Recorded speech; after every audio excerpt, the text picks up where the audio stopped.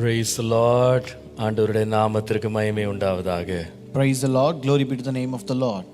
இந்த காலவேளையிலே மீண்டும் ஒரு முறை தேவனுடைய வார்த்தையை தியானிக்கும்படியாக அவருடைய சமூகத்திலே தேவன் நம்மை கூடி வர பண்ணின அவருடைய தயவுக்காக கர்த்தரை நான் மனப்பூர்வமாய் ஸ்தோத்திரிக்கிறேன். I once again thank God for giving us grace to come to His presence to meditate His word this morning. நாம் ஒரு ஜீவனுள்ள தேவனுடைய சமூகத்தில் இருக்கிறோம். We are in the presence of a living God. நம்மோடு பேசுகிற தேவனுடைய பிரசன்னத்திலே இருக்கிறோம். We are in the presence of the Lord who speaks with us. இன்றைக்கும் கர்த்தர் நலமானதை நமக்கு போதித்து நம்மோடு இடைபடுவாராக, நம்மோடு பேசுவாராக. May the Lord teach us that is good to us and minister with us and speak with us today. ஜெபம் பண்ணுவோமா? Shall we pray? இயேசுவே, காக்கும் கரங்கள் உண்டெனக்கு காத்திடுவார் கிருபையாலே. காக்கும் கரங்கள் உண்டெனக்கு காத்திடுவார் கிருபையாலே. அல்லேலூயா பாடி பாடி அலைகளை நான் தாண்டிடுவே. அல்லேலூயா பாடி பாடி அலைகளை நான் தாண்டிடுவேன். நம்புவேன் இயேசுவை, நம்புவேன் இயேசுவை, நம்புவேன்.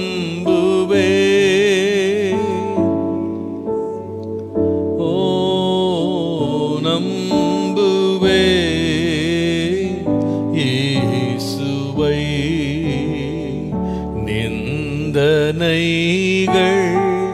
போராட்டம் வந்தும் நீதியின் தேவன் தாங்கினாரே. நிந்தனைகள் போராட்டம் வந்தும் நீதியின் தேவன் தாங்கினாரே. நேசர் கோடி என் மேல் பறக்க நேசருமக்காய் ஜீவித்திடுவே. நேசர் கோடி என் மேல் பறக்க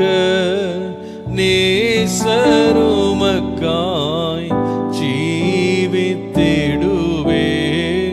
நம்புவே இயேசுவை, நம்புவே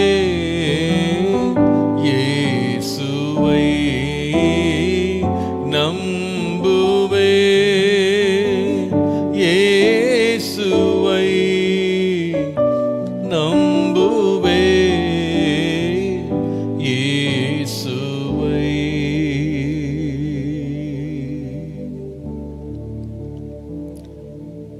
ஜீவனுள்ள நல்ல பிதாவே, உம்முடைய இன்ப சமூகத்திற்குள்ளே உம்மை நம்பி நாங்கள் பிரவேசிக்கிறோம். Our loving Father, we trust you and we enter your presence, Lord. ஆண்டவரே, எங்களோடு பேசுகிறவர் நீர். Lord, you are the one who speaks with us. நீர் ஜீவன் உள்ளவர். You are the living God. எங்களுக்கு ஜீவனை தருகிறவர்.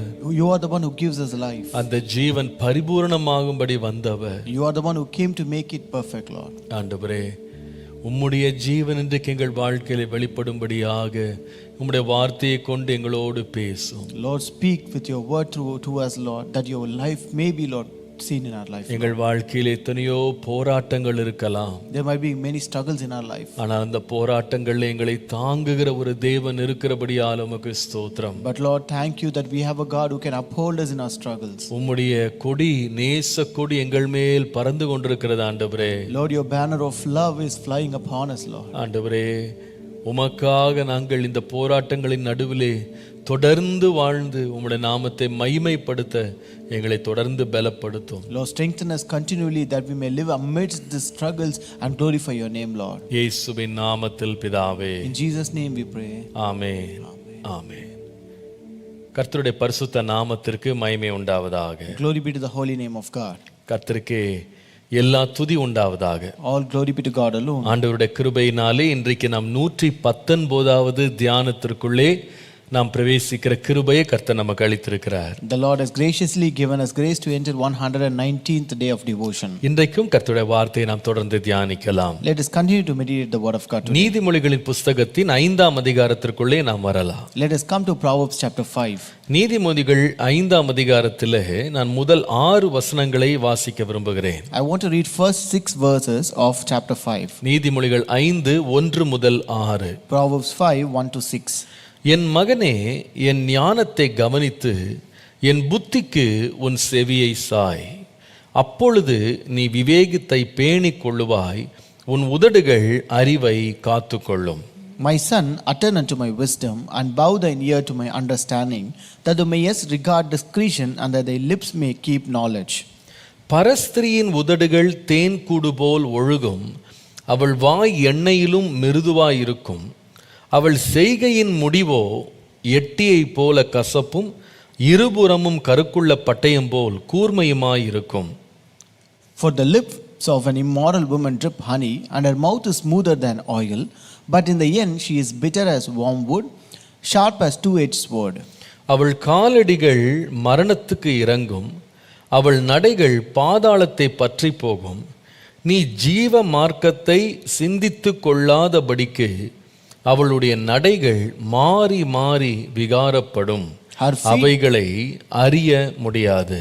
Her feet go down to death, her steps lay hold of hell, lest you ponder her path of life, her ways are unstable, you do not know them.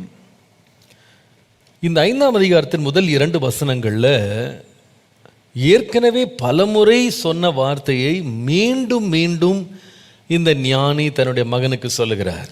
In first 2 verses of chapter 5, the wise man again and again repeats the words which he has already told to his son. ஞானத்தை கவனி, புத்திக்கு உன் செவியை Sai. Attend unto my wisdom, bow thine ear to my understanding. அப்பொழுது விவேகத்தை பெற்றுக்கொள்ளுவாய். That you may regard discretion. உதடுகள்ல அறிவு உண்டாகும். And thy lips may keep knowledge. திரும்ப ஞானத்துக்கு செவிகொடுன்னு கேட்கிறாரு. So here he says again pay attention to wisdom. இப்பொழுது இந்த ஞானத்தை போதிக்கிற இந்த ஞானி ஒரு முக்கியமான சப்ஜெக்ட் வர்றாரு. So this wise man who teaches this wisdom comes to an important subject. ஒரு பழங்கால பிரச்சனையை அவர் கையாளுகிறார். So he handles a very old problem. எதை பற்றி பேசுகிறார்? What does he speak about? ஒரு ஒழுக்கமற்ற ஒரு பெண்ணை பற்றி பேசுகிறார். He speaks about an immoral woman. இப்போ அநேக காரியங்கள் சிலவேளை ஒரு பாலரை சேர்ந்தவாறு வேதத்தில் இருக்கலாம். ஒருவேளை சிலது ஆணை குறித்திருக்கலாம், சிலது பெண்ணை குறித்திருக்கலாம். So in the Bible, certain things may be mentioned pertaining to one gender. Some things might be mentioning the men alone, some might be mentioning the women alone. இப்படி சொல்வதினாலே பெண்கள் மேல் பழி சுமத்தி ஆண்களை விட்டு விடுகிறதல்ல வேதம். It doesn't mean to blame the woman and just leave the men as such. உதாரணமாக, for example, இயேசுவிடத்துல விபச்சாரத்தில் கையுமையுமாய் பிடிக்கப்பட்ட ஒரு பெண்ணை இழுத்து கொண்டு யூதர்கள் வர்றாங்க. So these Jews caught a woman red-handed in adultery and brought her to Jesus. அவளுக்கு வேதத்தின்படி நியாய தீர்ப்பு கொடுக்கணும்னு சொல்லி இயேசுவிடத்துல தொந்தரவு செய்றாங்க. They also came and troubled Jesus to give judgment according to the law. ஆனால் இயேசு பெண்ணை மாத்திரம் குற்றத்தை கண்டுபிடிக்கல, ஆண்களுடைய குற்றத்தை ஆண்டவர் சுட்டி காட்டினார். But Jesus not only accused that woman but also pinpointed the mistake of men. அங்கே உங்களில் குற்றமில்லாதவன் முதலாவது கல்லை எடுத்து போடனோனே அவனவன் மனசாட்சியில வாதிக்கப்பட்டு வெளியே போயிட்டான் பார்க்கிறோம். So there when Jesus said the one who is just in his life can throw the first stone, then everyone were convicted in them and they left the place. தேவனுடைய பார்வையில் ஆண் என்றும் இல்லை பெண் என்றும் இல்லை, அவர் பாரபட்சம் பார்க்கிறதில்லை. So God doesn't show any partiality. There is no male or female in the sight of God. சிலவேளை சில எச்சரிப்புகளை ஆண்களினுடைய கதாபாத்திரத்தை வைத்து தேவன் பேசுகிறார், சில கதாபாத்திரங்களை தேவன் பெண்களை வைத்து பேசுகிறார். பேசுறார். Sometimes the Lord speaks the warnings of using the character of a woman and sometimes using the character of men. நீங்க நினைச்சிட கூடாது வேதத்துல பெண்களையே ஒரு நெகட்டிவான ஒரு கண்ணோட்டத்துல தான், ஒரு தவறான கண்ணோட்டத்துல தான் வேதம் எப்பவுமே போர்ட்ரே பண்ணுது நீங்க நினைக்க கூடாது. You should never consider that the Bible always portrays women in an negative perspective. நீங்க இந்த நீதிமொழிகள்லயே இந்த கடைசி 4 அதிகாரங்களை தியானித்துட்டு வர்றோம். அதுல குற்றம் செய்கிறவர்களை துன்மார்க்கன், அப்புறமா பேதை, இதெல்லாம் பார்த்தீங்கன்னா ஆண் பாலரை சேர்ந்ததே வர்றதை பார்க்கலாம். So here in first 4 chapters where we meditated, we can see wherever it was mentioned about wickedness, it was mentioned as he. அதே வேளையில பெண்கள் சார்ந்த சில குற்றங்களையும் அங்க வாசிக்கிறோம். And we can also read about the wickedness of women there. புகழ்ச்சி வரும்போது ஆண்களுக்கும் புகழ்ச்சி இருக்கு, பெண்களுக்கும் புகழ்ச்சி இருக்கு. And when the appreciation comes here, there is also appreciation for men and women. புத்திமான், விவேகி என்று வரும்போதெல்லாம் ஆண் பாலரை குறித்தே பேசுது. So a wise man and the one who has knowledge, it speaks about the masculine gender. அதே வேளையில புத்தி உள்ள ஸ்திரீ, குணசாலியான ஸ்திரீ, இப்படியும் அதே வேதத்துல வாசி. At the same time we can also read about a wise woman and also a virtuous woman. இது அர்த்தம் தேவன் பாரபட்சம் காட்டுறாருன்னு கிடையாது. So it doesn't mean the Lord shows partiality. தேவன் தம்முடைய செய்தியை நமக்கு கொண்டு வரும்படி ஆண்களையும் பயன்படுத்துறாரு, பெண்களையும் பயன்படுத்துறாரு. The Lord uses both men and women to bring his message to us. எச்சரிப்பை கொடுக்கும்படி தேவன் ஆண்களையும் பயன்படுத்துறாரு, பெண்களையும் பயன்படுத்துறாரு. The Lord uses both men and women to bring warnings to us. புகழும்படி ஆண்களையும் பயன்படுத்துறாரு, பெண்களையும் பயன்படுத்துறாரு. The Lord uses both men and women to appreciate things. அப்போ தேவனுடைய பார்வையில் 2 பேர் சரிசமமா தான் இருக்கிறாங்க. So in the sight of God both are equal. ஒருவேளை ஒரு பாலரை சார்ந்த சில குற்றங்கள் வேதத்தில் எழுதப்பட்டிருந்தாலும் அவைகள் 2 பாலருக்கும் அந்த செய்தி பொருந்தும்ன்றதை மறந்துடக்கூடாது. Though there are certain wickedness or sins that are mentioned in one gender, but don't ever forget that is applicable for both the genders. இங்கே பரஸ்திரீ என்று சொல்லப்பட்ட இந்த கதாபாத்திரம் வெறும் பெண்களுக்கு மாத்திரம் பொருந்தாது, இதே குற்றத்தை ஒரு ஆண் கூட செய்ய முடியும். So here what is mentioned about immoral woman, it is not applicable only for women, but it is also applicable for men. ஆனால் இங்கே ஆண்டவர் ஒரு பெண்ணை எடுத்து பயன்படுத்தி இந்த தவறை, இந்த குற்றத்தை ஆண்டவர் வெளியே கொண்டு வர்றாரு. But here the Lord uses the character of a female and brings out this mistake in us. பொதுவாகவே ஒழுக்கம் என்று வரும்போது நம்ம உடனே மனசுல என்ன கொண்டு வர்றோம்னா பெண்களுடைய பங்கு தான் ரொம்ப பெரிய பங்குன்னு ஒரு விதமா நம்ம ஆணித்தரமா சொல்லிடுறோம். So generally when you speak about this moral or immorality, we always speak that woman has more part in that. அதாவது ஆண்களுக்கு எந்த பங்குமே இல்லாதது போல எல்லா இச்சையையும் எல்லா பாவத்தையும் தூண்டுறவங்க பெண்கள் என்பது போல நாம பெரும்பாலானோர் நம்ம அப்படி பேசிடுறோம். So we most of us speak and portray that men don't have much part in that, while women have most of the lust and pleasures and do all kinds of immorality. They only incite such evils அப்படி நினைக்கிறோம். கிடையாது, அப்படி கிடையாது. It is not so. பைபிள்ல வாசித்தீங்கன்னா இந்த இடத்துல பரஸ்திரீ என்ன செய்றான்னு எழுதப்பட்ட அதே வேளையில இயேசு பேசினாரு, ஒரு பெண்ணை நீ இச்சையோடு பார்த்தால் அவளோடு நீ விபச்சாரம் செய்தாயிற்று என்று ஆண்டவர் சொன்னாரு. So here where the Bible speaks about immoral women, at the same time Jesus also spoke, if you look at a woman with a lustful eyes, it means that you have already committed adultery with her. அப்போ வேதத்துல பல இடங்கள்ல விபச்சாரக்காரன் என்கிற வார்த்தை பயன்படுத்தப்பட்டிருக்கு. And many places it is also mentioned as adulterer in a masculine gender. அப்போ ரெண்டுக்குமே இது பொருந்தும். So it is applicable for both. சரி, இப்ப கருத்துக்குள்ள வருவோம். So let us come to the subject now. இந்த சப்ஜெக்ட் நீங்க இங்க இருந்து வாசித்து தொடர்ந்து அப்படியே நீங்க கொண்டு வருவீர்களானால், if you continue to read the subject from here onwards, நீங்கள் இதுல என்ன கண்டுபிடிப்பீங்க அப்படின்னு சொன்னா இந்த அதிகாரம் முழுவதும் ஆண் பெண் உறவுகளை குறித்து ரொம்ப முக்கியப்படுத்தி இந்த அதிகாரம் முழுவதும் பேசுது. You can see this entire chapter deals with the relationship between men and women. முதலாவது ஒரு காரியத்தை சொல்லி ஆரம்பிக்க விரும்புறேன். I want to say one thing before we start. இதை நீங்க குறித்து கொள்ளணும்னு விரும்புறேன். I want you to note it down. உறவுகள் என்பது முதலாவது மனிதனுடைய வாழ்க்கையிலே இன்றியமையாத ஒரு பகுதி. First, relationships are integral in man's life. எழுதி கொள்ளுங்க, relationships are integral. ஒரு மனிதன் தனிமையாக வாழவே முடியாது. A man cannot live alone. தேவன் அப்படி அவனை படைக்கல. The Lord did not create him so.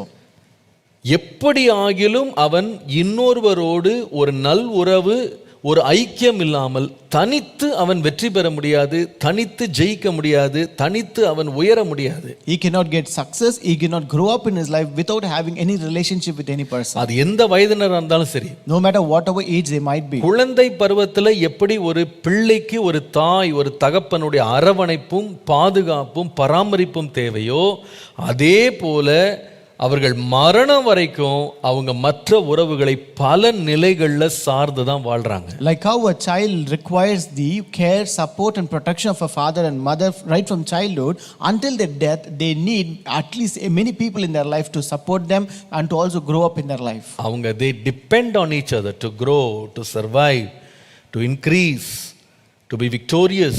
They have to depend. தனியாக வாழவே முடியாது. They cannot live alone. ரெண்டாவது ஒரு வார்த்தை எழுதுங்க. Second word, இந்த இன்றியமையாத இந்த உறவுகள் ரெண்டாவது நம்முடைய வாழ்க்கையில் மிக மிக முக்கியமானவை. relationships are important.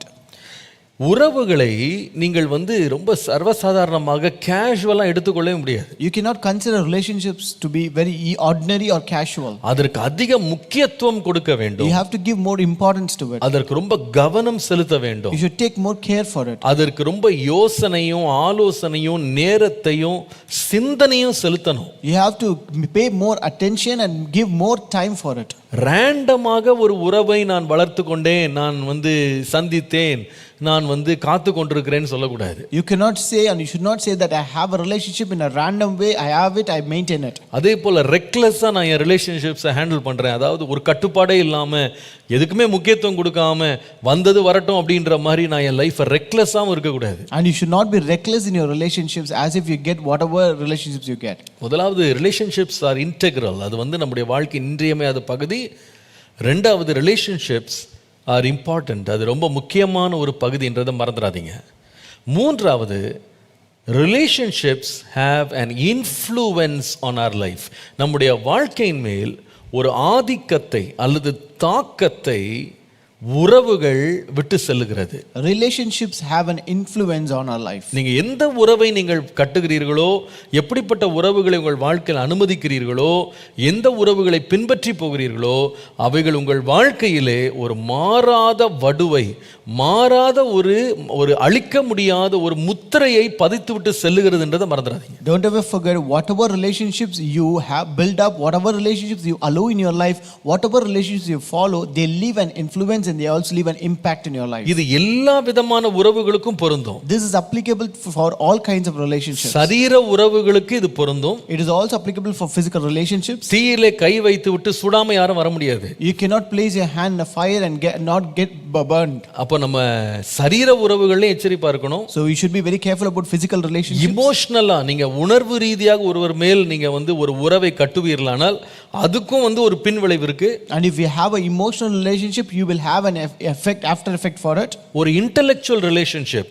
ஞானம் சார்ந்த அறிவு சார்ந்த உறவு இருந்தாலும் அதுக்கு ஒரு பின்விளைவு இருக்கு. And if you have an intellectual relationship, there is a consequence for it. அதாவது ஞானியோடு செல்லுகிறவன் ஞானம் அடைவான், பேதையோடு போகிறவன் பேதையாக தான் இருப்பான். The one who walks with a wise shall be wise and the one who walks with a fool will be fool. அதே வேளையில நீங்கள் ஆவிக்குரிய ரீதியிலே நீங்கள் கட்டும் உறவுகளுக்கும் பின்விளைவு இருக்கின்றதை மறந்துடாதீங்க. And don't ever forget, you have consequences for all the spiritual relationships as well. நான் எப்பொழுதும் கோட் பண்ற ஒரு வசனத்தை திரும்ப சொல்றேன். I want to say a verse which I always quote. 2 தீமோத்தேயு 2:22. 2 Timothy 2:22. ஞாபகம் வைத்துக்கொள்ள ரொம்ப எளிமையான வசனம். It is very easy to remember.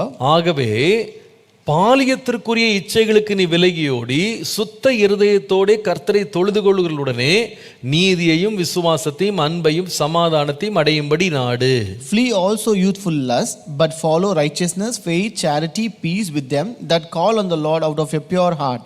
அப்போ நீங்க இந்த நீதி, விசுவாசம், அன்பு, சமாதானம் இத நாளையும் நீங்க பின்பற்றணும்னா தேவனை உண்மையாய் தொழுது கொள்ளுடனே நீங்க சேர்ந்தாதான் இதெல்லாம் அடைய முடியும். If you want to follow righteousness, faith, charity and peace, only if you follow people who call unto the name of the Lord, only then you can attain these things. இதை இப்படி நான் மாற்றி சொல்ல முடியும். We can also tell this in this way. கர்த்தரை தொழுது கொள்ளுதலுடனே நீங்க சேர்வீர்களானால் உங்கள் வாழ்க்கையில நீதி, சமாதானம், அன்பு, விசுவாசம் இவைகள் எல்லாம் உங்க வாழ்க்கையில அடையிறது ரொம்ப லகுவா மாறிடும். If you have a relationship with the people who call on the name of the Lord, who follow God, then it is very easy for you to attain righteousness, faith, charity and peace in your life. ஆகவே உறவுகள் என்பது நம்ம வாழ்க்கையில பெரிய ஒரு ஆதிக்கத்தையும் நம்ம வாழ்க்கையில ஒரு பெரிய தாக்கத்தையும் உண்டாக்குதுன்றதை மறந்துடாதீங்க. Therefore we should never forget that relationships have an influence on our lives. இப்போ முக்கியமான குறிப்புக்கு நான் வர்றேன். Now we come to the important subject. உறவுகள் என்பது முக்கியமானது, இன்றியமையாதது, அது நம்ம வாழ்க்கையில தாக்கத்தை உண்டு பண்ணுகிறது என்று சொல்லுகிற அதே வேளையில, As we say, relationships are integral, important and have influence on our life. இந்த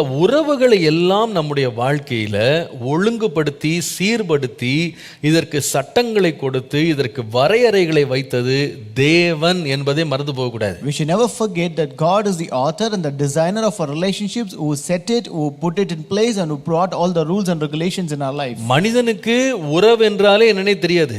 Man doesn't know what is a relationship. வேதம் சொல்லுகிறது, The Bible says, ஆதாமுக்கு ஏற்ற துணை காணப்படல. there was no suitable partner for Adam. தன்னை போல இன்னொருவரோடு நெருங்கி வருவதற்கு அவனுக்கு யாருமே இந்த உலகத்துல கிடையாது. There is no one for him to come closer with another relationship in this world. அங்க இன்னொரு உறவும் இல்ல, உறவும் காணப்படல. There was no other relationship found and there was no relationship at all. ஆச்சரியம் என்னன்னா, வேதத்தின்படி பார்ப்பீங்களானா ஆதாம் ஏற்ற துணை எனக்கு வேண்டும்னு கேட்கவும் இல்ல. And the surprise is that Adam never even asked for a suitable partner. இந்த உறவு அவசியம் என்று கண்டது கர்த்தர். It is God who saw that it is essential for him. அப்படிப்பட்ட உறவை உருவாக்கினதும் கர்த்தர். And it is God who designed such a kind of relationship. இந்த உறவில் ஆதாமையும் ஏவாளையும் இணைத்ததும் கர்த்தர். And it is God who united Adam and Eve in this relationship. மூன்று வார்த்தை சொன்னேன். I told you 3 words. முதலாவது சொன்னேன், உறவின் அவசியத்தை கண்டதும் கர்த்தர். It is God who found the need of this relationship. உறவை உருவாக்கினவரும் கர்த்தர். It is God who created and designed the relationship. மூன்றாவது, உறவை இணைத்ததும் கர்த்தர். And it is God who united this relationship. முடிவிலே அந்த உறவை தேவன் ஆசீர்வதிக்கவும் செய்தார். And at the end the Lord blessed that relationship. கர்த்தருடைய நாமத்திற்கு மகிமை உண்டாவதாக. Glory be to the name of the Lord. பாருங்க, எப்பெல்லாம் தேவன் ஒரு காரியத்தை செய்றாரோ அதனுடைய முடிவு எப்பொழுதுமே நல்லதுதான். Whenever the Lord does something, the end of it is always a blessed and good one. ஆதியாகமம் 1ஆம் அதிகாரம் 2ஆம் அதிகாரத்துல உருவாக்கப்பட்ட எல்லாத்தையும் பாருங்க, எல்லாம் முடிச்சிட்டு ஒரு வார்த்தை எழுதப்பட்டது, அது நல்லது. And you can read in Genesis 1 and 2, or whatever the Lord created, it was written at the end and it was good. அது நல்லது. It was good. எல்லா நல்ல ஈவும் ஜோதிகளின் பிதாவினிடத்தில் வருகிறது. பூரணமான எந்த வரமும் அவரிடத்திலிருந்து வருகிறது. All good gifts come from the Father of lights. நம்முடைய தேவன் நல்லவர், அவர் நன்மை செய்கிறவர். Our God is good and always does good. அவர் தீமையை பார்க்க மாட்டார், தீமையை உருவாக்க மாட்டார். He will never look at evil and never create evil. அவர் நல்லவர். He is good.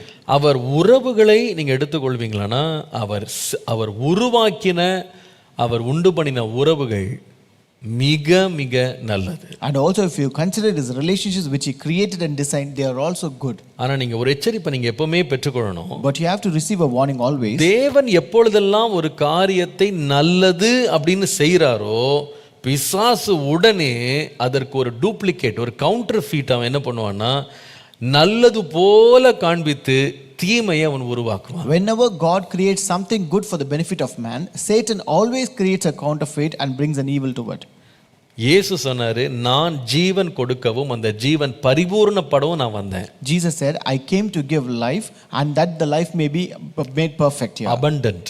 Abundant life. பரிபூர்ண ஜீவன் கொடுக்க வந்தேன். I came to give an abundant life. ஆனால் பிசாசு என்ன செய்றான்? But what does the Satan do? அவன் என்ன பண்றான்னா, திருடவும் கொல்லவும் அழிக்கவும் வருகிறானே அன்றி வேறு ஒன்றுக்கும் வரான். He comes to rob, kill and steal and nothing else. ஆனா எப்படி வருவான்னு கேட்டா, but how does he come? அவன் சிங்கம் போல எப்பொழுதும் வெளியே வர்றதில்லை. He will never come like a lion always. உள்ள சிங்கமா இருந்தாலும், though he is a lion inside, உள்ள ஓநாயா இருந்தாலும், though he is a wolf inside, வெளியே எப்படி வருவான்னா ஆட்டு தோல் போட்டுட்டு தான் வருவான். he will cover himself like a sheep and come. நல்லது போல காண்பிப்பான். he will show as if it is good. ஆனா தேவன் எப்படின்னா, நல்லது போல காண்பிக்கிறவர் மாத்திரமல்ல, நல்லதையே நமக்கு தருகிறார். but God is not that way. He will not show good, but he will give always. கர்த்தருடைய நாமத்திற்கு மகிமை உண்டாவதாக. glory be to the name of the Lord. நீங்க உலகத்தை கூட பாத்தீங்கன்னா எல்லா ஒரிஜினலுக்கும் ஒரு டூப்ளிகேட் இருக்கும். even in this world you can find a duplicate for every original. அதாவது ஏதாவது ஒண்ணு நீண்ட காலம் உழைக்கிற ஒரு பொருள் வந்துச்சுன்னா அதே பொருள் குறுகிய காலத்துக்கு உரைத்து பின்பு கெட்டு போகிறதுக்கான ஒரு பொருள் வந்து மார்க்கெட்ல வந்துரும். So if you find a product which has a long term, you can also find a product which is similar and has short term. வெளியரங்கமாக நேர்மையாக நடத்துற எந்த காரியத்திற்கும் மறைமுகமாக பொய்யாக மாயையாக செய்யற இன்னொரு மாற்று பொருள் ஒன்று வெளியே வந்துரும். And there is always a secretive thing for everything that is transparent in this world. பாருங்க, நிறைய பேர் வந்து இந்த நிஜத்தை பின்பற்றுவதற்கு பதிலாக இந்த மாயைகளை பின்பற்றாங்க. Many people don't follow and pursue this original, but they follow this fake and duplicates. ஏன் தெரியுமா? You know why? அவர்களுக்கு அது சுலபமாக கிடைக்குது. Because it is very cheaper. அது சுலபமாக கிடைக்குது. It is very easy. அது குறுக்கு வழியில சம்பாரிச்சிரலாம். You can gain it in a crooked way. அதிக பிரயாசம் இல்லாமலே சம்பாரிச்சிரலாம். You can gain it without making much labor. ஆகவே அதை ரொம்ப விரும்புறாங்க. Therefore they like it more. ஆனா உடனே மறந்துடுறாங்க. But they forget one இந்த thing. குறுகிய கால காரியங்களை அவங்க குறுக்கு வழியில நேர்மையற்ற விதங்கள்ல அவங்க வாங்கிட்டாலும் பெற்றுக்கொண்டாலும் அதனுடைய ஜீவிய காலம் என்பது எப்பொழுதுமே ரொம்ப குறைந்தது. Though they get these fake ones very easily at a cheaper rate, but these things have very short lifespan. மலிவாக கிடைக்கிற எந்த பொருளை வேணா பாருங்க, அது நீடித்து உழைக்காது. So consider anything that you get cheaper, they will not last long.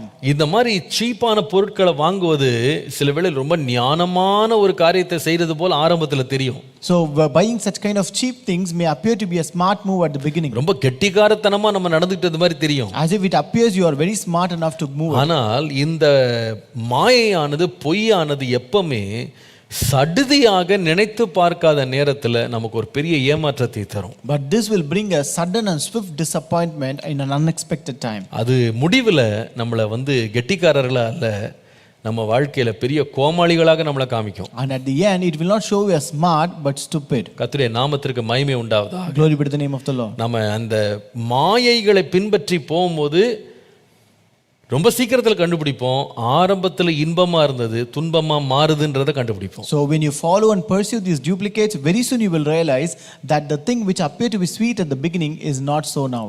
இதே கருத்து தான் உறவுகளுக்கும் பொருந்துகிறது. So this same subject of moral is applicable for relationships as well. நல்ல கவனிங்க.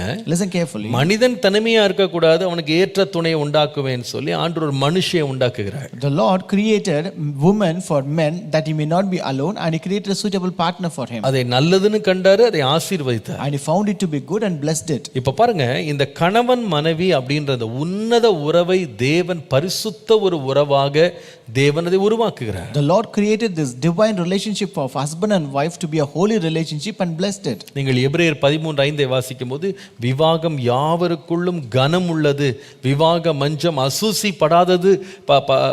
படாததா இருக்கிறது என்று சொல்லி வாசிக்கிறோம். If you read Hebrews 13:4, 13:15 நினைக்கிறேன். Okay, 13:4 sorry.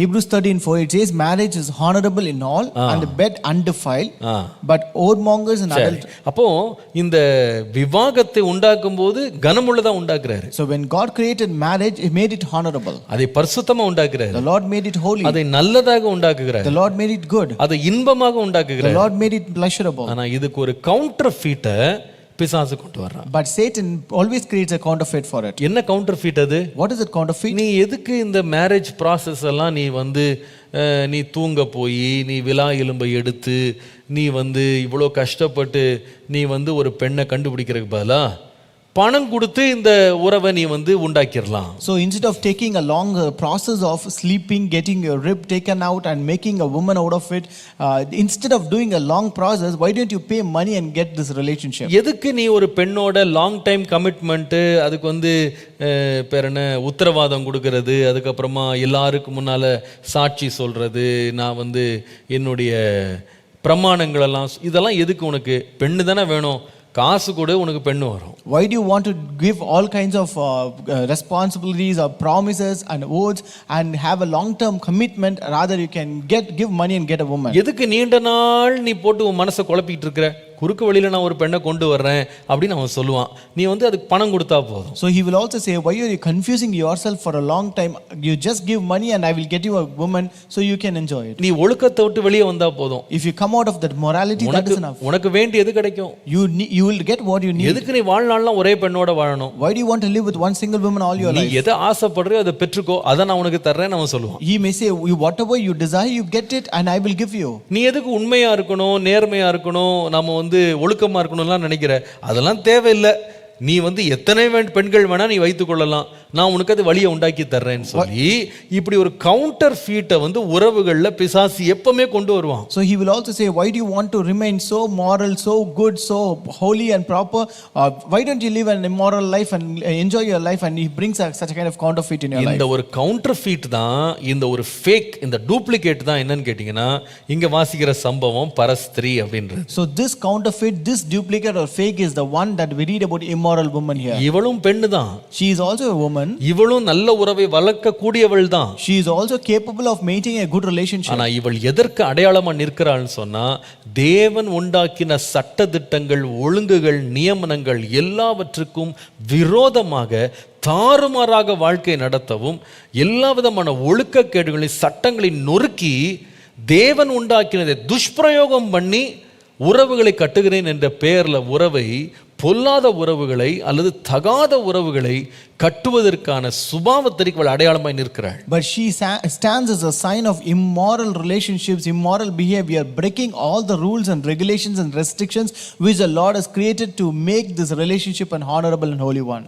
இப்போ இங்க நீங்க இந்த 5ஆம் அதிகாரத்துல பாத்தீங்கன்னா, நீங்க 3ஆம் வசனத்திலிருந்து நீங்கள் வந்து 14ஆம் வசனம் வரைக்கும் படித்தீங்கன்னா, இது வந்து உறவுகள்ல பொல்லாத கள்ள உறவுகளை பற்றி அங்க எழுதியிருக்கிறாரு. So if you read in chapter 5 verses 3 to 14, you can read about the immoral relationships here. இத வந்து நம்ம வந்து டூப்ளிகேட் ரிலேஷன்ஷிப், ஃபேக் ரிலேஷன்ஷிப் கூட சொல்லலாம். You can also call it as duplicate or fake relationships. தேவன் உண்டாக்காத, தேவன் அனுமதிக்காத, தேவன் ஆசீர்வதிக்காத, தேவன் ஏற்றுக்கொள்ளாத ஒரு உறவுன்னு சொல்லலாம். You can consider these relationships as relationship which the Lord has not permitted, which the Lord has approved, not acknowledged or taken or accepted. He has not created it. It is not his design. இது அவருடைய டிசைனே கிடையாது. This is not created by God. It is not his design at all. அவருடைய ஒரிஜினலை எடுத்து அப்படியே ஃபேக்கா அதை வந்து செய்து தரமற்ற ஒரு நிலையில பொருளை வெளியே கொண்டு வர்றது போல இது ஒரு தரமற்ற ஒரு உறவு. Like how you take the original and create a fake of it and bring it out, similarly this is also a fake design. இல்ல, you bring it out in a lower quality.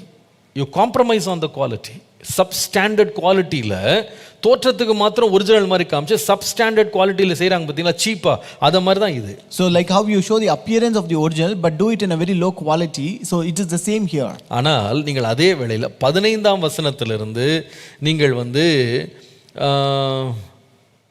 20ஆம் வசனம் வரைக்கும் வாசிங்கன்னா original என்னன்னு அவர் காட்டுறாரு. But if you read from verse 15 to 20, he shows what is original. ரொம்ப இன்ட்ரெஸ்டிங்கான ஒரு subject. இது வந்து ரொம்ப ஒவ்வொரு வாலிபனும் படிக்க வேண்டியது, ஒவ்வொரு குடும்ப சகோதரனோ சகோதரியோ கணவனும் மனைவி படிக்க வேண்டிய ஒரு சப்ஜெக்ட் இது. So this is a subject very important that should be learned by young people and also husband and wife. நமக்கு முன்பாக ரெண்டுமே நிக்குது. Both are standing before us. Original வேணுமா, டூப்ளிகேட் வேணுமா? What do you want, whether original or duplicate? விலை உயர்ந்தது வேணுமா, விலை இல்லாதது வேணுமா? You need an expensive one or a cheaper one? ஒரு புத்தி உள்ள ஸ்திரீ வேணுமா, புத்தி இல்லாத ஸ்திரீ வேணுமா? Do you need a wise woman or a foolish woman? நீதி உள்ளது வேணுமா, அநீதி உள்ளது வேணுமா? You need just things or unjust things? இது ரெண்டையுமே நமக்கு முன்பாக தேர்வு செய்யும்படி இருக்கிறது.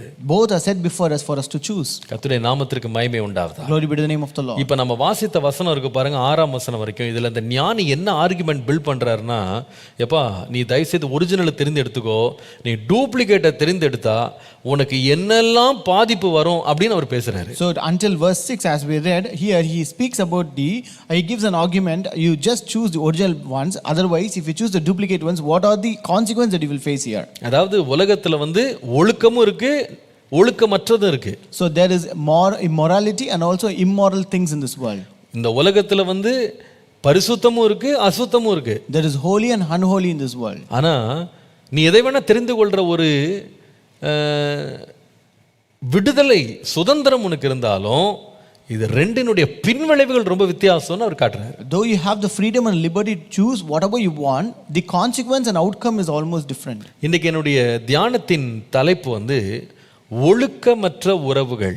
Today the title of my devotion is immoral relationships. இந்த ஒழுக்கமற்ற உறவுகளினுடைய பாதகமான பின்விளைவுகள் என்ன?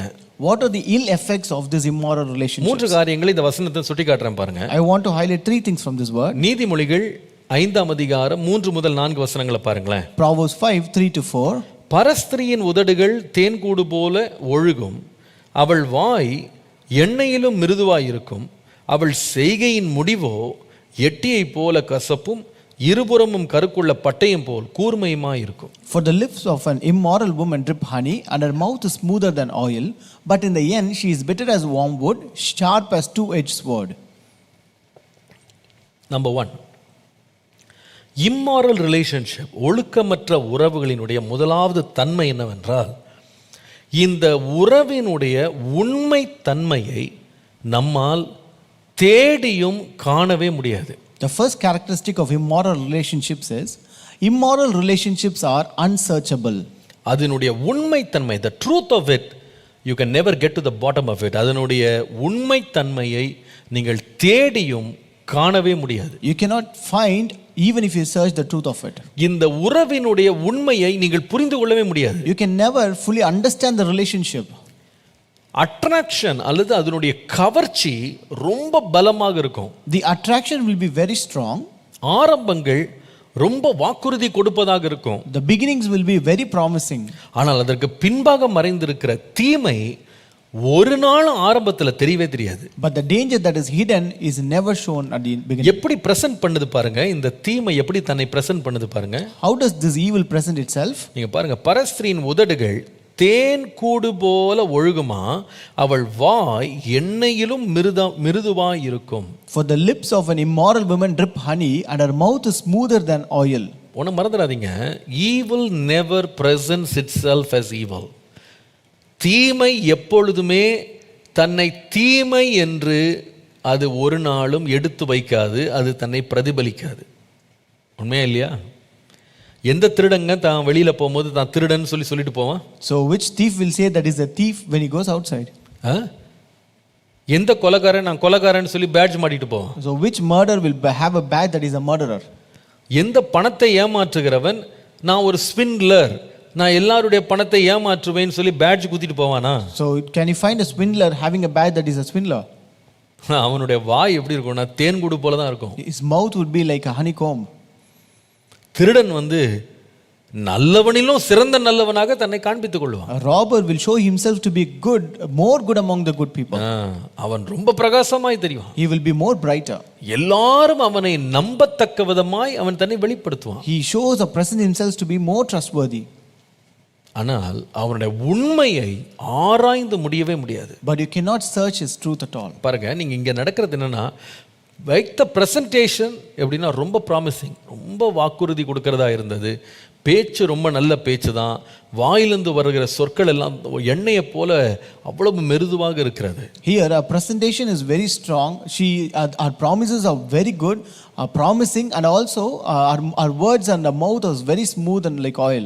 ஆனால் முடிவு என்னன்னு பார்த்தீங்கன்னா, உள்ள வைத்திருந்தது என்னன்னா, அவளுடைய காலடி நீங்கள் 4ஆம் வசனத்தில், செய்கையின் முடிவோ எட்டியை போல கசப்பு, இருபுறம் கருக்குள்ள பட்டயம் போல் கூர்மையா இருக்கும்னு பார்க்கிறோம். But in the end she is bitter as wormwood, sharp as two-edged sword. கர்த்தருடைய நாமத்திற்கு மகிமை உண்டாவதாக. Glory be to the name of the Lord. இது ஆரம்பத்தில் தெரியாது, போக போக அது வெளிப்படும். So this is not evident in the beginning, but it will be seen as time goes by. நீங்க ஆரம்பத்தில் என்ன ஆராய்ச்சி பண்ணாலும் இது கண்ணுக்கு தெரியாது. You cannot find it. It is unsearchable even though you do many kinds of research. இது நீங்க ரொம்ப நிறைய பேர் பிரமிப்படைவாங்க. ஏன்னா ஆரம்பத்தில் இனிப்பா எது இருந்துச்சோ அதுவே கொஞ்ச நேரத்தில் கசப்பாயிடும். So many people will be amazed because which appear to be sweet at the beginning becomes bitter as time goes by.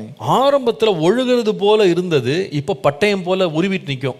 The thing which appeared to be dripping at the beginning will be like a sharp sword now. ஆரம்பத்துல ஆபத்தில்லாதது போல இருந்தது முடிவுல பயங்கரமா நிக்கும். The thing which appeared to be a not danger at the beginning appears to be a great danger. ஆரம்பத்துல நம்மள மகிழ்விக்கிறது போல உள்ளது முடிவுல வேதனையாக மாறிடும். The thing which appeared to give more joy at the beginning remains a pain. ஆரம்பத்துல வா வா வான்னு கவருகிற அதே காரியம் கொஞ்ச நாள்ல அதுக்கு இடம் கொடுத்துட்டா அது நம்மள பயமுறுத்துற காரியமா மாறும். The thing which attracted you in the beginning it becomes as scary as time goes by. நாம ரொம்ப எச்சரிப்பா இருக்கணும் இந்த காரியங்கள்ல. We should be very careful about this. இந்த கள்ள உறவுகள், தகாத உறவுகள், ஒழுக்கமற்ற உறவுகள் பொதுவாகவே அது எப்படி இருக்கும்னா ரொம்ப பிரகாசமாகவும் ரொம்ப உண்மைத்தன்மை உள்ளது போல அது தெரியும். So these immoral relationships or fake or duplicate relationships will be very brighter and appear as if they are very true and நீங்கள் நீதிமொழிகள் 7ஆம் அதிகாரம் 13 லிருந்து 15 வாசித்தீங்கன்னா, if we read Proverbs 7:13 to 15, அங்கே ஒரு பெண்ணை குறித்து வாசிக்கிறோம். அவள் என்ன செய்கிறாள்னா,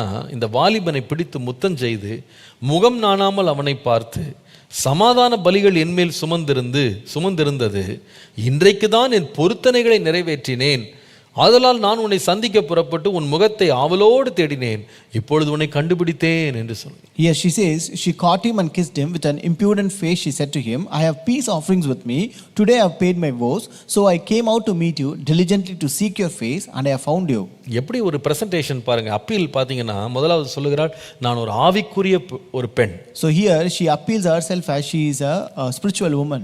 நான் சமாதான பலிகளை எல்லாம் இப்பதான் செலுத்திட்டு வந்திருக்கிறேன். I have paid all the peace offerings now. இப்பதான் ஜெபம் பண்ணிட்டு வந்திருக்கிறேன். Just now I came out of prayer. இப்பதான் ஃபாஸ்டிங் முடிச்சிட்டு வந்திருக்கிறேன். Just now I completed my fasting. இப்பதான் பைபிள் ரீடிங் முடிச்சிட்டு வந்திருக்கிறேன். Just now I finished my Bible. ஒரு அழகான ஒரு பிரதிபலிப்பை அவள் கொடுக்கிறாள். She gives a very good appeal and presentation. சமாதான பலி கொடுத்துட்டு வந்தேன். I gave peace offering. என்ன வந்து நீங்க சந்தேகப்படாதீங்க. You don't doubt me. என்ன பார்த்து நீங்க வந்து முகம் கோணாதீங்க. You don't turn away your face. எனக்கும் ஆவிக்குரிய வாழ்க்கைலாம் இருக்கு. Even I have a spiritual life. நான் கூட பலியெல்லாம் செலுத்துவேன். I also pay offerings. அப்போ ஒருவன் வந்து தனக்கு இருக்கிற அந்த பாதுகாப்பை விட்டு வெளியே வர்றதுக்காக இது ஒரு attraction. So this is an attraction for a person to come out of that protection. நான் என்ன நீங்க நம்பலாம். You can trust me. அப்படின்னு சொல்லி அடுத்த வசனத்துல 15ஆம் வசனத்துல வாசிக்கும்போது வேதம் சொல்லுகிறது, உன்னை சந்திக்க புறப்பட்டு உன் முகத்தை ஆவலோடு தேடினேன்.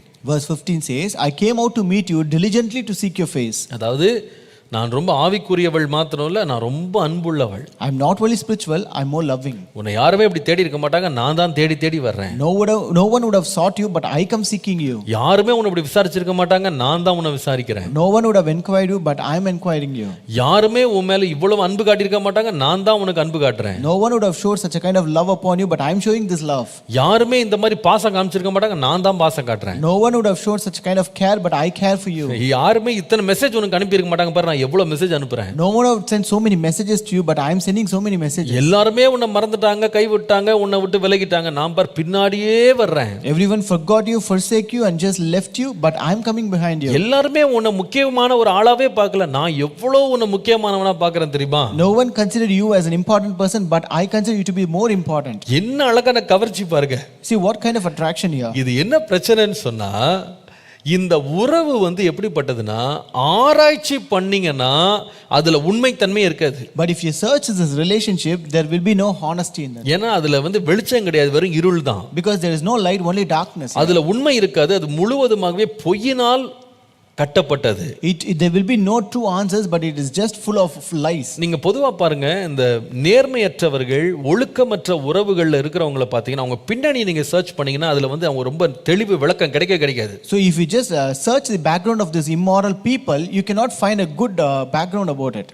இது எப்படி இருக்குன்னு சொன்னா, நீங்க பொதுவா ஒரு ஒரிஜினல் ப்ராடக்ட்டை வாங்குனீங்கன்னா அதுல ரொம்ப கிளியரா வந்து பேட்ச் நம்பரு, மேனுஃபேக்சரிங் டேட்டு, எங்க தயாரிச்சாங்க, தயாரித்த இடத்தினுடைய அட்ரஸ் எல்லாமே கிளியரா இருக்கும். If you look at an original product, you can see where it was manufactured, date of manufacture, batch number, everything will be very clear. ஆனா நீங்க டூப்ளிகேட் ப்ராடக்ட் எடுத்து பாருங்க. But take a duplicate product and see. அட்டையும் பாருங்க, பொருளையும் பாருங்க, டப்பாவை பாருங்க, எங்க பாத்தீங்கனாலும் எங்க தயாரித்தது அப்படிங்கறத எழுதி இருக்காது. Look at the product or the outer box, whatever you see, you cannot find where it was manufactured. எங்க என்னைக்கு தயார் பண்ணாங்க தெரியாது. You cannot see the date of manufacture. வேடிக்கை என்னன்னு கேட்டீங்கன்னா, இந்த டூப்ளிகேட்ல பொதுவாவே விலையே எழுதியிருக்க மாட்டாங்க. And the more funny thing is, you cannot find the price written on it. நீங்க எதுல போய் நீங்க உண்மையை தேடணும், கண்டுபிடிக்கணும், you have to get to the bottom of this ன்னு போனா அதுக்கு வந்து சரித்திரமே இல்லாதது போல இருக்கும். If you want to go to the bottom of this, you cannot find a history of it. பொதுவாகவே இந்த கள்ள உறவுகள் நீங்க பாத்தீங்கன்னா,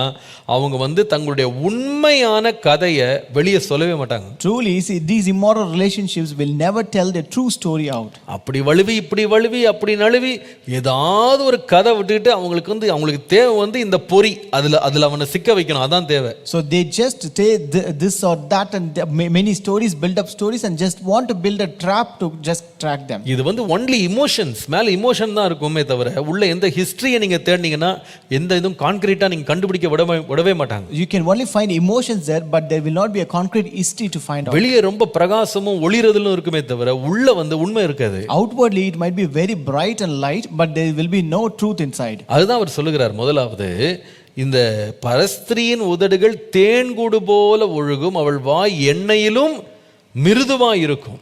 That's what he says. The lips of an immoral woman drip honey, and her mouth is smoother than oil. ஆனால் முடிவு எப்படி இருக்கும்னு கேட்டிங்கன்னா, அது வந்து உருவின பட்டயம் போல இருக்கும், அது வந்து கசப்பா இருக்கும். But in the end, she is bitter as wormwood and sharp as two-edged sword. இந்த ஒழுக்கமற்ற உறவுகளினுடைய முதலாவது தன்மை வந்து அதை கண்டுபிடிக்க முடியாது. The first characteristic of immoral relationships are they are unsearchable. அதோட உண்மையை கண்டுபிடிக்க முடியாது. You cannot find the truth. ரெண்டாவது அவர் சொல்லுகிறார் பாருங்க, ஒழுக்கமற்ற உறவுகளை குறித்து ஏன் நம்ம எச்சரிப்பா இருக்கணும்னா, மறுபடியும் வாசிங்க, நீங்கள் நீதிமொழிகள் 5ஆம் அதிகாரம் 5ஆம் வசனம் பாருங்க. Second one, read Proverbs 5 and verse 5. அங்க வாசிக்கிறோம், அவள் காலடிகள் மரணத்துக்கு இறங்கும், அவள் நடைகள் பாதாளத்தை பற்றி போகும். Her feet go down to death, her steps lay hold of hell. அப்ப ரெண்டாவது, இந்த கள்ள உறவுகள், பொல்லாத உறவுகள், ஒழுக்கமற்ற உறவுகளுடைய ரெண்டாவது எச்சரிப்பா இருக்க வேண்டிய காரியம் என்னன்னு கேட்டீங்கன்னா, அதோட உண்மையை தேடி கண்டுபிடிக்க முடியாதுன்றது மாத்திரம் இல்ல, ரெண்டாவது அதுல எந்த விதமான பாதுகாப்பு இல்லை என்பது ரெண்டாவது புரிந்து கொள்ள வேண்டிய முக்கியமான காரியம். So the characteristic of immoral relationships is not only they are unsearchable, and second they are unsafe. அதாவது பொதுவாகவே என்ன டூப்ளிகேட் பொருளை நீங்க வாங்குனீங்கனாலும் பாதுகாப்பு அம்சங்கள் அதில் இருக்கவே இருக்காது. Usually when you buy a duplicate product, they give no thought for safety at all. அதாவது பாதுகாப்பு என்பதை ரொம்ப அசட்டையா அவங்க ட்ரீட் பண்ணுவாங்க. They take safety for granted. அவங்களுக்கு வந்து இந்த நடைமுறைகள், ஒழுங்குமுறைகள், அவங்களுக்கு செக்ஸ் அண்ட் பேலன்சஸ் இருக்கவே இருக்காது. They don't have any rules or regulations and checks and balances. எதுவும் ஓகே, everything is okay. உங்களுக்கு என்ன வேணும் அதை நான் தர்றேன். What you need I will give you. இது வந்து நாளைக்கு ஆபத்தா வருமா, இது வந்து ஏதாவது பாதிப்பு, அதெல்லாம் கேட்காதீங்க. உங்களுக்கு பொருள் வேணும் எடுத்துட்டு போங்க, அவ்வளவுதான். Don't ask if this brings any danger or any problem. You don't ask that, but you take this product out of it. நாங்க வந்து மற்றவங்கள ஒரிஜினலா ரொம்ப யோசி செய்வாங்க, நாங்கலாம் அப்படி கிடையாது. உங்களுக்கு என்ன சைஸ்ல வேணுமோ செஞ்சு கொடுக்குறோம். So other original product they will just think about it and do, but we just want what size you want, we will do it and எந்த சோதனையும் அதுல இருக்காது. There will not be any checking in that. எதுவுமே நிலையா இருக்காது. Nothing is constant. அளவு எதுவுமே இருக்காது. There is no boundary. உதாரணத்துக்கு சொல்றேன், For example, original mobile phone வாங்குறதுக்கும் டூப்ளிகேட்டான மொபைல் ஃபோன் வாங்குறதுக்கும் ரொம்ப வித்தியாசம் இருக்கு. there is a great difference between buying a original mobile phone and a duplicate mobile phone. Original mobile ஃபோன்ல 99% என்னால சொல்ல முடியும் அதோட பேட்டரி வந்து அப்படி வெடிக்காது. So I can tell you for 99% that in original mobile phones that battery will not burst. ஆனா ஏன் அப்படி வெடிக்காதுன்னா, அதை வந்து பல மணி நேரம் அதை வந்து அவ்வளோ டெஸ்டிங் பண்றாங்க. It's because they test it for many hours. அதை செய்யறதுக்கு முன்னாலும் ஆராய்ச்சி பண்றாங்க, செய்யும் போது ஜாக்கிரதையா செய்யறாங்க, செய்து முடிச்ச பிறகு பல மணி நேரம் அல்லது பலவிதமான லெவல்ஸ்ல அதை செக் பண்றாங்க. So even before manufacturing they test it, and also while manufacturing they will test it, and after manufacturing they will also test for in many levels.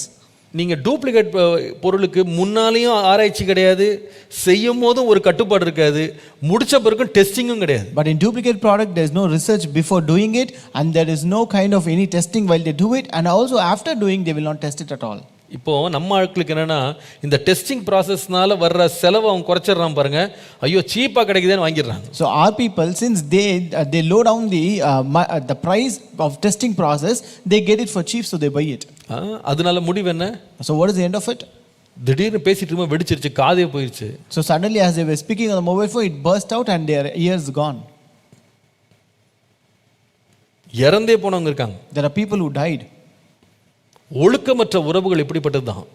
Immoral relationships are the same. Packaging ரொம்ப நல்லா இருக்கும், Packaging may appear good. Presentation ரொம்ப நல்லா இருக்கும், Presentation is good. அது நம்மளுக்கு கிடைப்பது ரொம்ப மலிவாக, ரொம்ப சீக்கிரமாக, துரிதமாக கிடைக்கிறது மாதிரி தெரியும். It may appear that you get it more easily and very cheaper, ஆனால் அது ரொம்ப ஆபத்தானது. but it is very dangerous. நல்லா கவனிங்க, உறவுகள் என்பது ரொம்ப ரொம்ப எச்சரிப்பாக கவனிக்கப்பட வேண்டியது. Relationships are to be taken care of. உறவுகள் என்பது மிகவும் வல்லமை உள்ளது. Relationships are powerful. நம்முடைய வாழ்க்கையில மிகப்பெரிய தாக்கத்தை, மிகப்பெரிய பின்விளைவை விட்டு செல்லக்கூடியது. They can influence and leave a great impact in our life. இப்படிப்பட்ட மிகப்பெரிய ஒரு உறவுக்குள்ள நீங்க உள்ள வரும்போது நீங்க மிக எச்சரிப்புடனும் ஜாக்கிரதையுடனும் கையாள வேண்டும். When you enter such kind of big relationships, you should be very cautious about it. நீங்க பொதுவா நீங்க இந்த இந்த ஃபேக்ஸ் டூப்ளிகேட்ஸ்லாம் பார்த்தீங்கன்னா ஏதாவது ஒரு பிரச்சனை நீங்கள் கொண்டு போனீங்கன்னா அது கேரண்டி வாரண்டிலாம் இருக்காது. So if you take the, look at these fakes and duplicate ones, there is no guarantee or warranty for it. யாருமே பொறுப்பெடுக்க மாட்டாங்க. No one will take responsibility. தெரியலங்க, எங்க அனுப்பணும்னு எங்களுக்கு தெரியாது, எங்க இருந்து வந்துச்சுன்னு எங்களுக்கு தெரியாது, எங்க அனுப்பணும்னு எங்களுக்கு தெரியாது. They will say we don't know where it came from and we don't know where we have to send it. நான் சொல்லுவேன், இது ரொம்ப ஆபத்தானது. I tell you, it is very unsafe. அதனால தான் நீங்கள் நீதிமொழிகள் 7ஆம் அதிகாரம் 21 23 வாசிக்கும் போது, That's why if you read Proverbs 7:21 to 23, வேதம் சொல்லுது, ஆரம்பத்தில் தேனுலக பேசி அவனை மயக்கி ஆவிக்குரிய வார்த்தைகள்லாம் பேசி கொண்டு போன பெண்ணினுடைய செய்கையின் முடிவை பாருங்களேன். look at the end of the woman who spoke very spiritual words and who showed loving words, and what is the end of it here? தன் மிகுதியான இனிய சொற்களால் அவனை வசப்படுத்தி தன் உதடுகளின் மதுர வாக்கினால் அவனை இணங்க பண்ணினாள். உடனே அவன் அவள் பின்னே சென்றான். ஒரு மாடு அடிக்கப்படும்படி செல்வது போலும், ஒரு மூடன் விலங்கிடப்பட்டு தண்டனைக்கு போவது போலும், ஒரு குருவி தன் பிராணனை வாங்கும் கண்ணியை அறியாமல் அதில் விழ தீவிரிக்கிறது போலும் அவளுக்கு பின்னே போனான். அம்பு அவன் ஈரலை பிளந்தது. With her enticing speech she caused him to yield, with her flattering lips she seduced him. Immediately he went after her, as an ox goes to the slaughter, or as a fool to the correction of the stocks, till an arrow struck his liver. ஒழுக்கமற்ற உறவுகள் உண்மையை தேடியும் காண முடியாத ஆழமுள்ளவைகள். Immoral relationships are unsearchable and you cannot find the truth even if you search it. அந்த வழி பாதாளத்தின் வழியை போல. That path is like a hell. இரண்டாவது, ஒழுக்கமற்ற உறவுகள் ஆபத்தானவை, பாதுகாப்பில்லாதவை. Second, immoral relationships are unsafe. கடைசியா ஒரு வார்த்தை சொல்லி நான் முடிக்கிறேன் இன்னைக்கு. At last I want to say a word and finish it. ஒழுக்கமற்ற அல்லது உண்மையற்ற உறவுகள், அதே வசனம் நீதிமொழிகள் 5ஆம் அதிகாரம் 6ஆம் வசனம் பாருங்க. இப்போ Proverbs 5:6. ஜீவ மார்க்கத்தை சிந்தித்து கொள்ளாதபடி அவளுடைய நடைகள் மாறி மாறி விகாரப்படும், அவைகளை அறிய முடியாது. Lest you ponder her path of life, her ways are unstable, you do not know them. மூன்றாவது ஒரு குறிப்பு எழுதி கொள்ளுங்க. Right on the third point. ஒழுக்கமற்ற தீய உறவுகள் நிலைத்தன்மை இல்லாதவை, நிலையற்றவை. Immoral relationships are unstable. அந்த வார்த்தையை பாருங்களேன். Look at the word here. அவளுடைய நடைகள் மாறி மாறி விகாரப்படும். Her ways are unstable. இன்னொரு விதமா சொன்னா, In other words, எதிலுமே ஒரு கான்ஸ்டன்ட் இருக்காது அதுல. there will not be a constant in anything. அதை நீங்க 100% நம்பவே முடியாது. You cannot trust it 100%. பாருங்க, ஒரு திருமணம் என்று வைத்துக் கொள்வீர்களானால், If you consider a marriage, அது எதன் மேல கட்டப்படுதுன்னா ஒரு அஸ்திபாரத்தின் மேல கட்டப்படுது. it is built upon a foundation. என்ன அஸ்திபாரம்? What is that foundation? தேவனே அதற்கு அஸ்திபாரம். It is God who is the foundation. தேவனே அதை உருவாக்கினார். It is God who created it. தேவனே அதை ஆரம்பித்தார். It is God who authored it. தேவனே அதை ஆசீர்வதித்தார். It is God who blessed it. தேவனுடைய வார்த்தையின் மேல் அந்த வீடு கட்டப்படுகிறது. That house is built upon the word of God. அப்போ அதுக்கு ஒரு பின்னணி, அதற்கு ஒரு ஸ்திரத்தன்மை இருக்கிறது. So there is a background, there is a stability for it. அதற்கு ஒரு அஸ்திபாரம் இருக்கிறது. There is a foundation for it. ஆனா ஒரு கள்ள உறவுக்கு என்னங்க அஸ்திபாரம் இருக்கு? But what kind of foundation does a toxic relationship சொல்லுங்க have? பாப்போம், என்ன அஸ்திபாரம் இருக்கு? What foundation does it have? எந்த அஸ்திபாரமும் கிடையாது. லீகலாவும் கிடையாது, ஸ்பிரிச்சுவலாவும் கிடையாது, சோஷியலாவும் கிடையாது. So it has no foundation legally or spiritually or socially. சட்டப்படியும் நீங்க எந்த முடிவு எடுக்க முடியாது, ஒரு நிலையை கொண்டு வர முடியாது, ஆவிக்குரிய நிலையிலேயும் நீங்க ஒரு பதில சொல்ல முடியாது, சமுதாயத்தில் நீங்க ஏற்றுக்கொள்ள மாட்டீங்க. எல்லா இடத்துலையும் ஒரு ஸ்திரத்தன்மையற்ற நிலையற்ற ஒரு நிலை தான் இந்த ஒழுக்கமற்ற உறவுகள். So you cannot give an answer legally or spiritually or even socially, it is not accepted.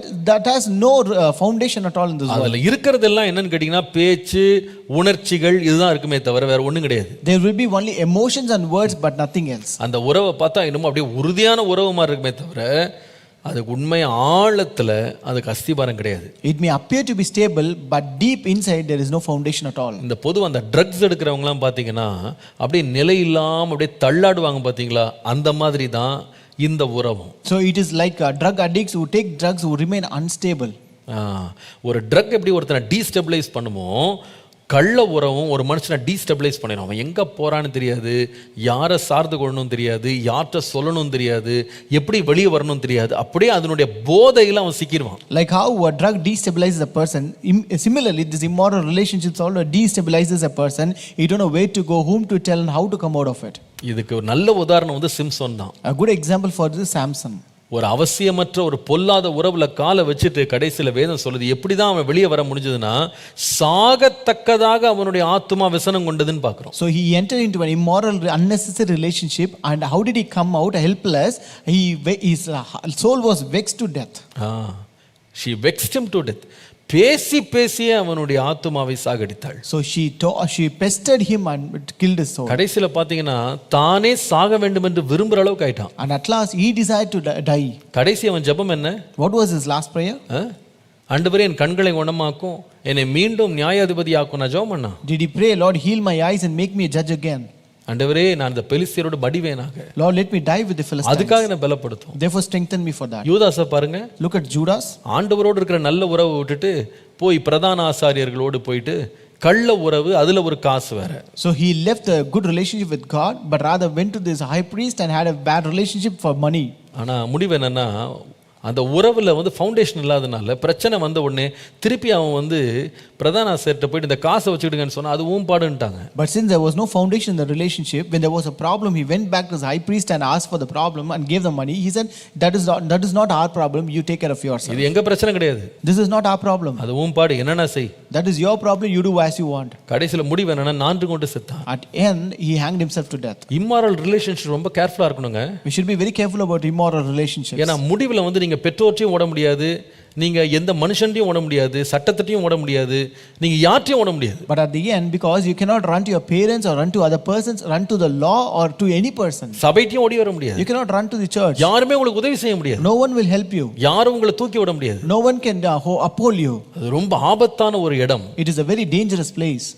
அது ஒரு நிலை இல்லாத ஒரு இடம், ஒரு ஃபவுண்டேஷன் இல்லாத இடத்துல நீங்க building கட்டாதீங்க. You don't build a building where there is no foundation. நம்முடைய வாழ்க்கையை சீரழிக்க வேண்டாம். Don't spoil your life. கர்த்தருடைய வசனத்தின் மேல் உங்கள் உறவுகள் அஸ்திபாரம் போடுங்க. If you lay your foundation upon the word of God, அதுல என்ன புயல் வரலாம், போராட்டம் வரலாம், மழை வரலாம், ஒண்ணுமே அசையாது. No matter winds may blow, floods may come and hit it, nothing will happen. உங்களுக்கு ஒன்று சொல்றேன். I tell you one thing. நல்ல உறவோ கள்ள உறவோ ரெண்டுக்குமே பிரச்சனை உண்டுங்க. No matter whether it's good relationship or immoral relationship, there is problem for both. ரெண்டு வீட்டின் மேலேயும் மழை வரும். The rains will come upon both the houses.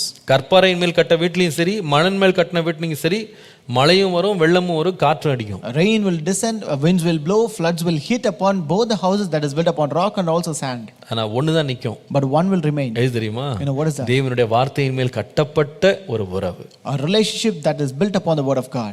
நாம ஒரு தீர்மானம் எடுக்கணும். Let us make a decision. நம்ம கட்டுகிற உறவுகள் தேவனுடைய வசனத்தின் மேல் இருக்கா? The relationship that we built, is it upon the word of God? தேவனுடைய அங்கீகரிப்பை பெற்றிருக்கா? Has it received the approval of God? தேவனுடைய ஆசீர்வாதம் அதுல இருக்கா? Is there blessings of God upon it? ஆண்டவரே அப்படிப்பட்ட உறவுகளை என் வாழ்க்கை முழுவதும் கட்டிக்கொள்ள கிருபை தார். Lord, give me grace that I may build such kind of relationship all through my life, Lord. நான் வசனத்தை பேசுகிறது வெறும் ஒரு ஆண் பெண் உறவுக்கு மாத்திரம் நான் பேசல. So as I speak this word, I'm just not speaking the relationship between a man and a woman alone. நம்முடைய வாழ்க்கையில உள்ள எல்லா உறவுகளின் பகுதிகளை கொஞ்சம் யோசித்து பாருங்க. Just think about all the relationships that you have in your life. நம்முடைய குடும்ப உறவுகள், your family relationships, நண்பர்களோடு இருக்கிற உறவுகள், your relationship with your friends, சபையோடு இருக்கிற உறவுகள், your relationship with the church, ஒரு ஊழியனோடு இருக்கிற உறவுகள், your relationship with your pastor, வேலை ஸ்தலத்தில் இருக்கிற உறவுகள், your relationship in your workplace, எல்லா இடத்திலேயும் in every places. அஸ்திபாரமுள்ள ஒரு உறவாய் என்னை வைத்துக்கொள்ளும். Lord, let my relationship have a foundation. என் உறவுகள்ல இந்த மூன்று காரியம் இருக்கணும். These three things should be in my relationships. என் உறவுகள் தோண்டியும் தேடப்பட முடியாத ஒரு உறவா இருக்க கூடாது. My relationship should not be unsearchable one. என்னோட உறவுகள் பாதுகாப்பற்றதா இருக்க கூடாது. My relationship should not be unsafe. என்னுடைய உறவுகள் அஸ்திபாரம் இல்லாமல் நிலையற்ற மாறி மாறி விகாரப்படுகிறதா இருக்க கூடாது. My relationships should not be unstable without any foundation. ஆண்டவரே என் உறவுகளை நான் ரொம்ப ஜாக்கிரதையாய் காத்துக்கொள்ள கிருபை தார். Lord, give me grace that I may keep my relationships very carefully, Lord. ஜெபம் பண்ணுவோமா? Shall we pray? அன்பின் ஆண்டவரே, நீர் எதை நன்மையாய் செய்தாலும் பிசாசானவன் அதற்கு ஒப்பனையாக ஒரு பொய்யான மாயையை, உண்மையற்ற ஒரு ஃபேக் அவன் உண்டாக்குகிறான் என்பதை நாங்கள் கவனித்தோம். Lord, our loving God, we also saw that whatever you do for the benefit of men in a good way, but Satan always creates a counterfeit and a duplicate of it, Lord. ஆண்டவரே, நாங்கள் இதை இனங்கண்டு கர்த்தரிடத்திலிருந்து வருகிறதை நாங்கள் கண்டுபிடிக்க, பிசாசானோட வஞ்சனைக்கு விலகி இருக்க எங்களுக்கு கிருபை தாரும். Lord, give us grace that we may discern it carefully, that we may identify that comes from Satan, and also, Lord, be away from the deceit, Lord. எங்களுடைய வாழ்க்கை எந்த ஒரு தீங்குக்கும் ஆபத்துக்கும் நாங்களே கொண்டு நிறுத்தி விடாதபடி எங்களை பாதுகாத்துக் கொள்ளும். Lord, protect us that we will not bring any kind of evil or danger to our life on our own, Lord. உம்முடைய நாமத்தைகள் வாழ்க்கையில மகிமைப்படுத்தும். Glorify your name in our life. பூரண கிருபை உண்டாயிருக்கட்டும். Let your perfect grace uphold தேவ us. தயவு தாங்கட்டும். Let the favor of God uphold us. இயேசுவின் நாமத்தில் பிதாவே. In Jesus' name we pray. Amen. Praise the Lord. கர்த்தர் உங்களை ஆசீர்வதிப்பார்.